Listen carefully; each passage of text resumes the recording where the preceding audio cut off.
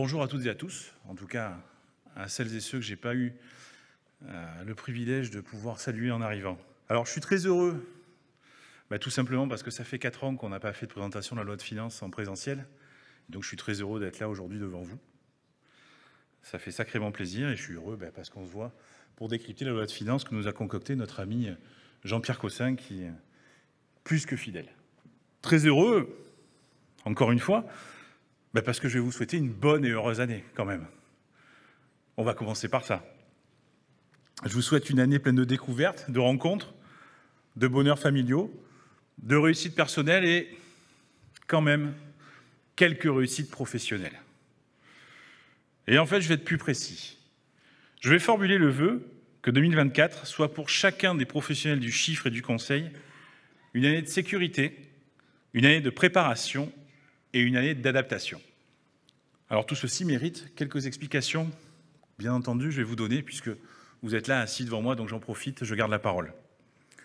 Une année de sécurité, pourquoi ?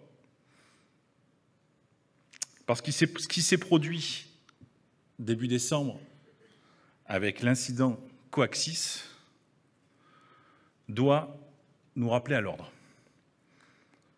Alors pour ceux qui sont concernés, évidemment, je n'ai pas besoin de faire un bref rappel. Peut-être que certains dans la salle, certains n'étaient pas concernés, sont peut-être passés un peu au travers de ce drame. Donc je vais faire un rapide rappel des faits. Entre le 6 et 7 et 8 décembre dernier, l'entreprise de services numériques Coaxis, qui est un hébergeur, a été victime d'une attaque. Coaxis gère les données sensibles de nombreux clients et parmi ces clients, de nombreux cabinets d'expertise comptable. Pour notre seule région PACA, cela représente 138 cabinets qui ont été impactés par cette attaque de hackers. Concrètement, les cabinets d'expertise comptable, utilisateurs de la solution ACD et dans une moindre mesure de la solution RCA, n'ont plus eu accès aux données de leurs clients hébergés en SaaS chez Coaxis, ainsi qu'à leur mail. Et même dans une autre région, ils n'avaient plus accès au téléphone du cabinet. Bien sûr, l'ordre que je représente s'est mobilisé instantanément et a pris contact avec nos partenaires principaux, que sont évidemment la Direction régionale des finances publiques et la direction de l'URSSAF. Ils ont été à notre écoute et ont mis en place ce qu'ils pouvaient dans l'urgence, et je les en remercie. En même temps, je vous laisse imaginer le moment de solitude de nos consoeurs, de nos confrères, de leurs collaborateurs, lorsqu'ils se sont retrouvés, et je ne mâcherai pas mes mots, qu'ils ont été baladés par leur prestataire informatique en leur disant qu'ils reprendraient 48 heures plus tard. Ce qui s'est produit avec Coaxis peut se produire avec un client, et la contagion pourrait avoir des conséquences encore plus graves. 2024, pour celles et ceux qui n'auraient pas encore pris les dispositions de prévention indispensables en matière de cyberattaque, ceux-là doivent mesurer les enjeux. Le Conseil régional de l'ordre propose un accompagnement et des formations. N'hésitez pas à les suivre. À ce sujet, j'en profite pour vous faire une annonce qui était prévue avant Coaxis. Il y aura un crédit formation qui sera débloqué justement au sujet de la cybersécurité et que nous vous proposerons à l'issue de la période fiscale. Je vous disais aussi 2024, une année de préparation. Alors on en parlait déjà l'année dernière et c'est toujours le même sujet. Vous me voyez venir, je fais évidemment allusion à la facture électronique. C'est évidemment un grand chantier, c'est le grand défi qui nous est lancé et qui est lancé à tous nos clients.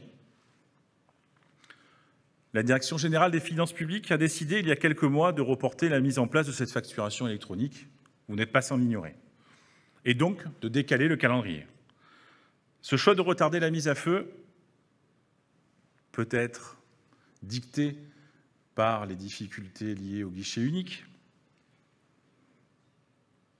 Il faut être honnête, résulte sans doute des difficultés que le ministère a rencontrées dans la mise au point technique. Mais il est aussi le fait de notre niveau collectif de préparation. Ou pour être tout à fait honnête, d'impréparation. Car la facture électronique est assurément une révolution dans nos habitudes de travail. Et elle est surtout une révolution pour les indépendants, les TPE, les PME, que sont nos clients, mais que nous sommes, nous aussi, en tant que cabinet d'expertise comptable, puisque, ne l'oubliez jamais, nous sommes une entreprise, et nous sommes des chefs d'entreprise au service des chefs d'entreprise. Alors, je l'ai dit, et je vous le répète encore, chacun d'entre nous, quel que soit son profil, quel que soit le profil de sa clientèle, doit se mettre à niveau, doit se rapprocher de ses clients pour les accompagner dans la démarche. Le calendrier prévoit des dates différentes, comme c'était déjà prévu à la base. Mais quoi qu'il en soit, il est pour moi urgent de ne pas attendre pour se mettre en marche et maîtriser ce nouvel outil. Là encore, vous l'avez vu l'année dernière, et elles seront de nouveau rejouées et améliorées et complétées. Vous aurez des formations sur la facture électronique qui seront distillées par votre conseil régional de l'Orne, qui seront gratuites. Et je sais, parce qu'on me l'a murmuré au creux de l'oreille, que l'ARFEC a aussi préparé un programme de formation complet. Alors n'hésitez pas à vous inscrire ou à chercher, ou sinon restez attentifs aux mails que nous vous ferons parvenir et aux annonces sur les réseaux sociaux. Année de sécurité, année de préparation, et puis je l'ai dit, la troisième partie, l'année d'adaptation. Pourquoi? Alors, bien tout simplement la facture électronique, je viens de l'évoquer. L'accélération de la numérisation de notre métier. L'émergence de la comptabilité extra-financière. L'évolution des attentes des chefs d'entreprise. Les évolutions sociales et sociétales qui questionnent nos habitudes et impactent le marché du travail.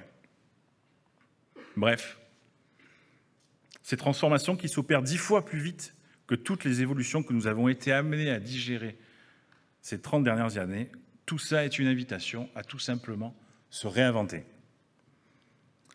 La menace des nouveaux entrants est souvent évoquée. La dépendance vis-à-vis des éditeurs logiciels aussi.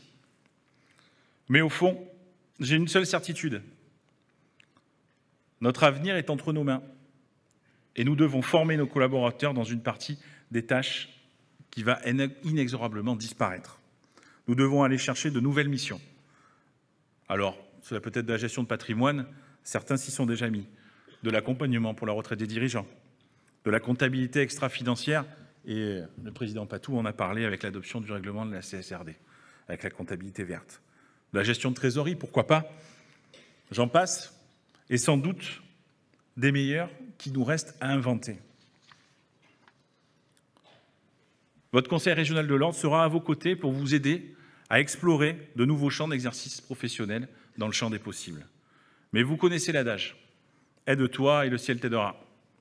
Voilà mon propos, qui n'a absolument pas vocation à nourrir une once d'anxiété dans vos cabinets et dans vos esprits. J'ai la conviction que nous avons toutes les armes pour mener ces combats. J'ai surtout le sentiment que la période est à bien des égards passionnante. Se remettre en cause, imaginer des moyens de cultiver plus encore cette relation de proximité avec nos clients, leur démontrer au quotidien que dans la quasi-totalité des domaines de la vie de leur entreprise et de leur parcours personnel, l'expert comptable est au centre de leur relation. L'expert comptable a un rôle de premier rang à jouer. Un conseil précieux à délivrer, et franchement, c'est vraiment passionnant. Alors voilà ce que je voulais vous dire. Merci à tous, et encore une fois, bonne année.